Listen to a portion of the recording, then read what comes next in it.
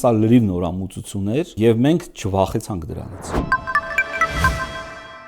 Վերցնելով մեզ վրա հենց առաջամարտիկի բեռը, միևնույն ժամանակ զգալով նաև դրա պատասխանատվությունը, սկսել ենք մենք լիզինգային շուկայի ճանապարհը հարթելը։ Գնում էինք խոչընդոտներ հաղթահարելով, սառույց կոտրելով, գնում էինք որպես սուբյեկտ, որը պատկերացնում է հետոն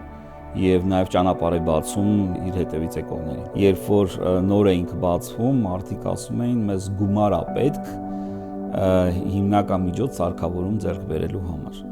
Հիմա մեր հաճախորդը գալիս է ասում է ես լիզինգով ուզում եմ այս երկրից, այս մատակարարից, այսպիսի սարքավորում, որը հետագայում ինձ տալու է հետևյալ հավելյալ արժեք։ Կարծում եմ այն ոլորտներում, որտեղ կան վախեր,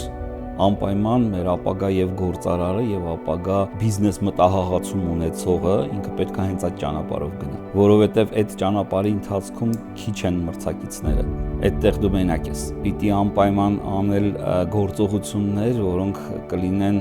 տվյալ դեպքում ինդուստրիա ստեղծող ինչ որ բան փոխող։ Միշտ օրինակ ենք բերում այս առումով մեր լիզինգատների ասոցիացիայի կողմից կազմակերպված լիզինգ էքսպոն, որի մասին աշխարհում մենք գրեթե որևէ տեղ նման էքսպո չենք հանդիպել։ Դա մեր մտահղացումն էր։ Ստեղծել